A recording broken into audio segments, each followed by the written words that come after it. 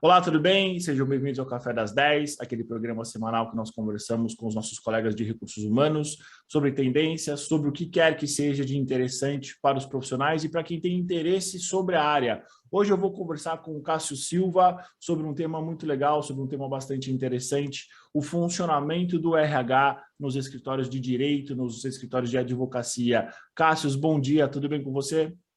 Bom dia, Eduardo. Tudo bem? Um prazer estar aqui. É, eu sempre acompanhava os podcasts e eu sempre tive uma vontade muito grande de participar, então hoje me sinto lisonjeado pelo convite. Muito obrigado, é um prazer. Imagina, Cássio, o prazer é todo meu. Seja bem-vindo. Você é um dos profissionais que tem uma longeva carreira nesse segmento, né? Claro que a gente vai conversar um pouco sobre isso, mas antes, conta um pouquinho quem é o Cássio no mercado, como é que você entrou nesse segmento de escritórios, como é que foi o desenvolvimento da sua carreira? Legal. Bom, eu tenho uma longa estrada. Eu sempre pertenci ao time de recursos humanos desde muito novo. Eu participei de diferentes segmentos, e sempre em recursos humanos. Então, já passei por bancos, seguradoras, passei por construção, alimentício, e nos últimos mais de 10 anos eu aterrisei nesse segmento dos escritórios de advocacia, um segmento deslumbrante, apaixonante, a gente vai falar um pouco mais, tanto que eu fiquei, né, acabei ficando nesse segmento e não pretendo sair. Então, a minha carreira sempre em RH e nos últimos 10 anos atuei num dos maiores escritórios de advocacia do Brasil, o Machado Meyer, e atualmente eu presto serviços para um outro grande escritório chamado Lobo de Riso Advogados. É um escritório também full services, com 310 profissionais, onde atualmente eu estou. Cássio, quais são os principais desafios da área de recursos humanos nesses grandes escritórios?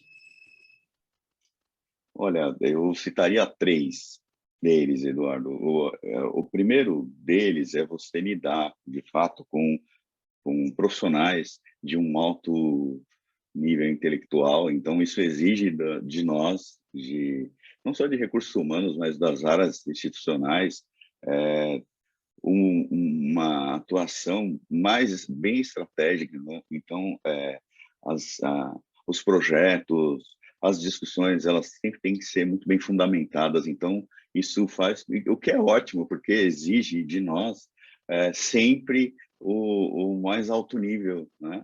Nos projetos e nos trabalhos, né? Então, lidar com diferentes pessoas, né, diferentes interesses, usar de muita diplomacia e também usar de resiliência, faz com que a gente sempre atue, né, de uma forma estratégica, eficiente. Então, esse é diria, o primeiro dos desafios de quem quer atuar no escritório de advocacia, né? Sempre levar coisas com muita fundamentação, discussões muito profundas, né? Óbvio, dentro de um mais alto nível, mas, de fato, exige dos profissionais uma atuação muito centrada, né? O segundo, eu vejo que é um mercado extremamente competitivo e aquecido. Nós temos um turnover muito alto, os profissionais eles são constantemente assediados, eles são e saem, né, para concorrência. É uma verdadeira guerra por talentos, né, que a gente viveu nos Estados Unidos e vive aqui no Brasil, porque é um mercado altamente especializado, né, e é um mercado no qual as pessoas elas têm muito acesso, se conhecem. Então, para recursos humanos também exige muito que você tenha também políticas de contra-estratégia para você poder repor rapidamente seus profissionais e, ao mesmo tempo, fazer com que a firma continue funcionando com eficiência, né? Porque firmas de capital intelectual, a matéria-prima, sua matéria-prima, pega o elevador e vai embora todo dia, né, para casa. Então, você tem que ter ali estratégias que possam fazer com que o negócio continue estratégico, eficiente e funcionando. Imagine, no meio de uma operação, você perde um advogado, isso pode ser crucial para o negócio, né? E o terceiro, eu diria, o terceiro desafio é você atender várias pessoas ao mesmo tempo. Então, eu, por exemplo, já cheguei a atender 75 sócios num mesmo momento. Então, são diferentes demandas, diferentes interesses.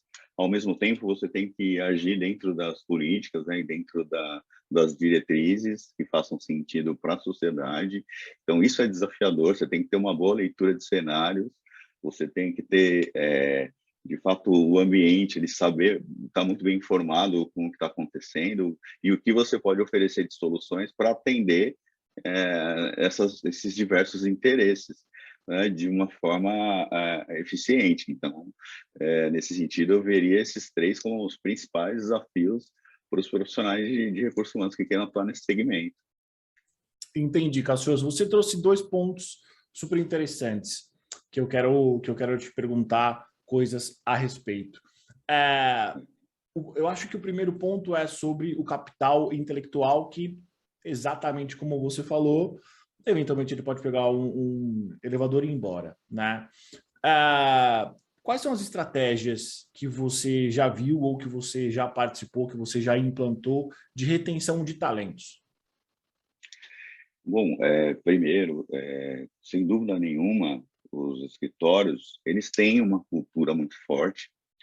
Eu acho que isso até em algum momento, hoje é fundamental, mas o principal deles, né, eu acho que a principal estratégia é ter, de fato, uma cultura muito forte implantada, na qual você engaja as pessoas, né? Então, esse é crucial, eu diria que é o principal para um escritório, seja ele pequeno, seja ele grande, ele tem que ter uma cultura implementada. Segundo, é dialogar com essas pessoas. Então, o RH tem que estar muito próximo, entendendo as demandas, e muito próximo, inclusive, das pessoas. Então, isso também é fundamental para esse cenário.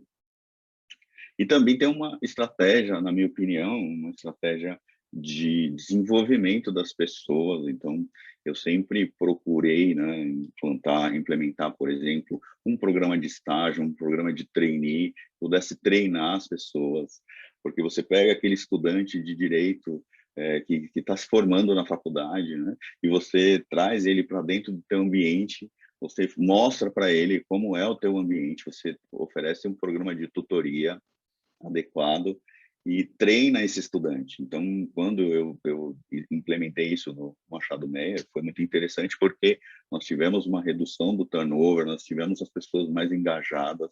Óbvio que no meio do caminho alguns foram embora, mas é justamente por isso, é que aqueles que não se identificam com a nossa cultura, eles acabam saindo do escritório.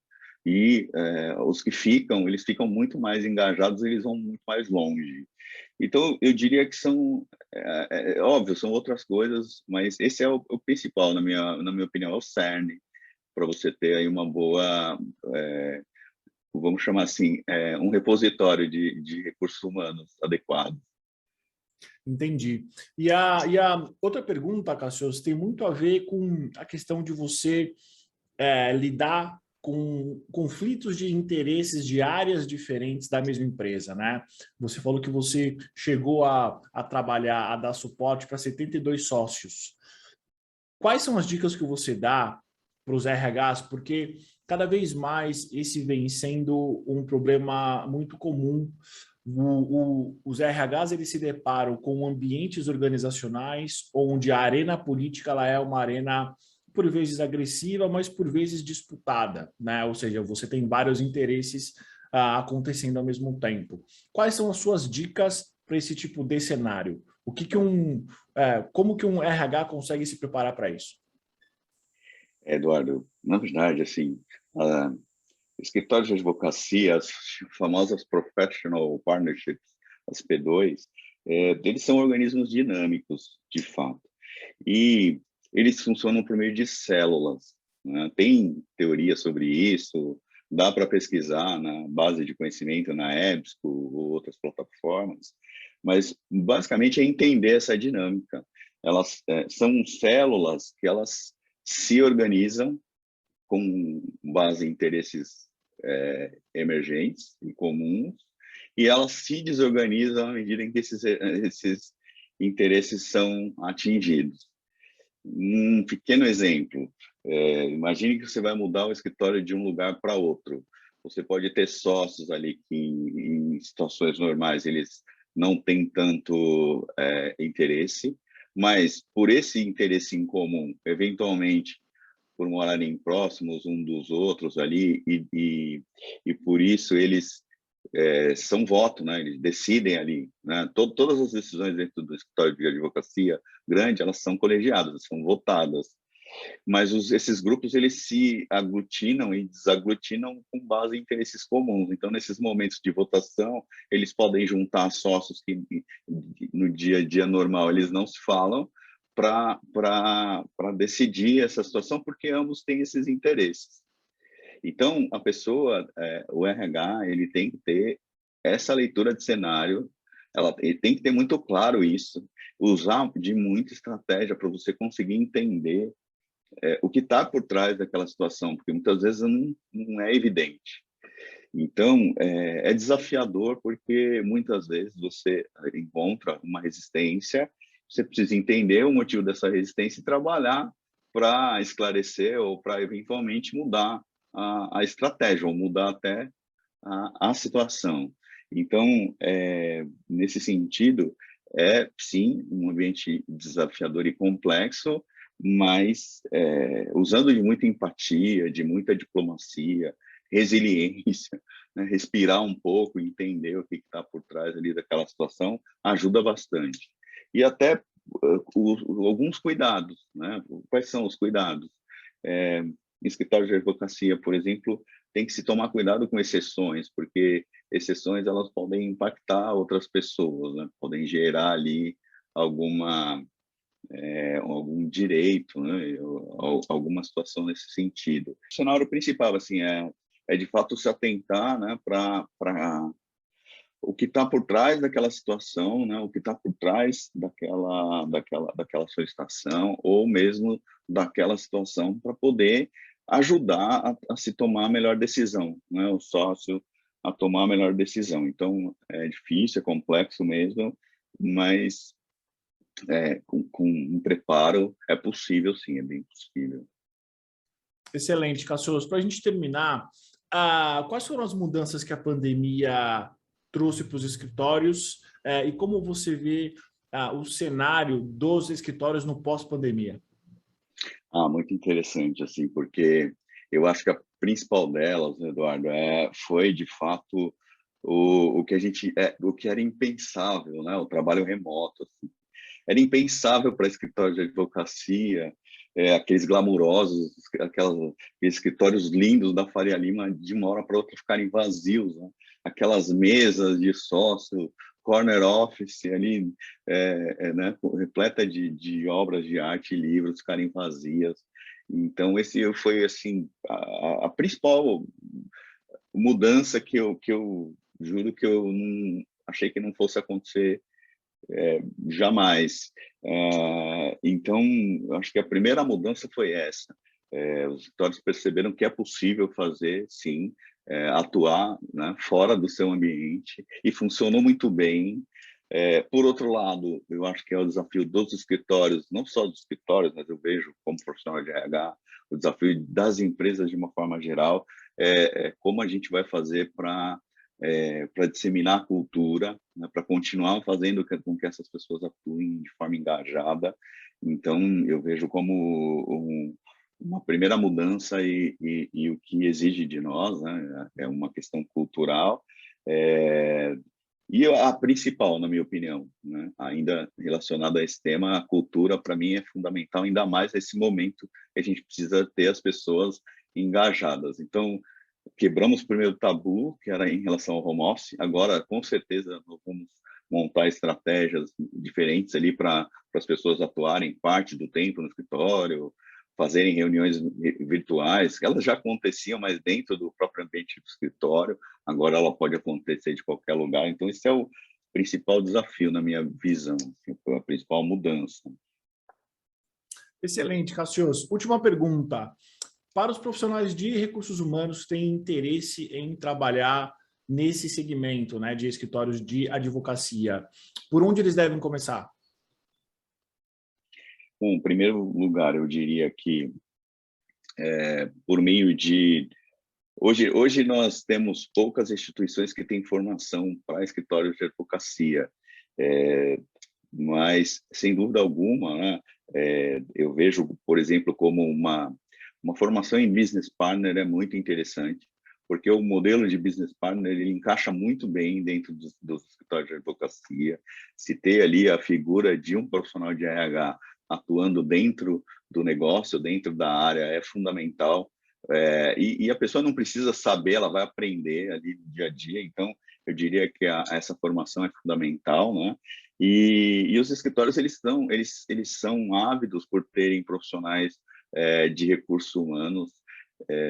Está havendo um movimento interessante nesses últimos anos de profissionais brilhantes que estão vindo de outros mercados para o escritório de advocacia. Então, é um segmento que demanda, sim. Então, as pessoas que querem ter um ambiente desafiador, um ambiente estimulante e que recompensa muito bem, vamos deixar claro também, né? Escritórios de advocacia são segmentos que remuneram muito bem os seus profissionais, os bons, claro. Óbvio, é uma estrutura meritocrática, então as pessoas que geram bons resultados são bem recompensadas, as pessoas que não geram, por óbvio, não são tão bem recompensadas assim, mas isso é uma situação natural de mercado, né?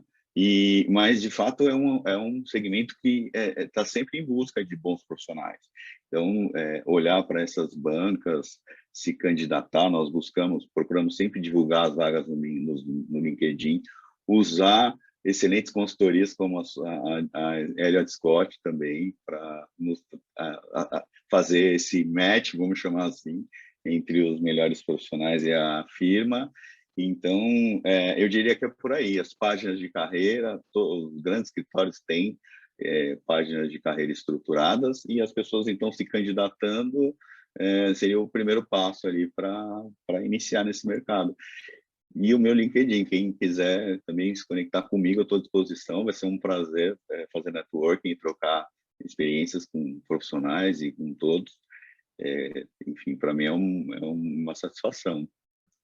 Excelente, Cassius. Pode ficar tranquilo que eu vou colocar o teu LinkedIn, o link dele no card desse nosso vídeo, então pode ficar super tranquilo. Cassius, quero te agradecer pelo seu tempo, pela sua disponibilidade. Acho que você conseguiu trazer para a gente um pouco do seu dia a dia. São 10 anos que você está nesse mercado, então você conhece como poucos como é que funciona todas as áreas, como é que realmente são os fluxos, os processos. Obrigado pelo teu tempo. Aqui a casa é sua. Volte sempre que você quiser.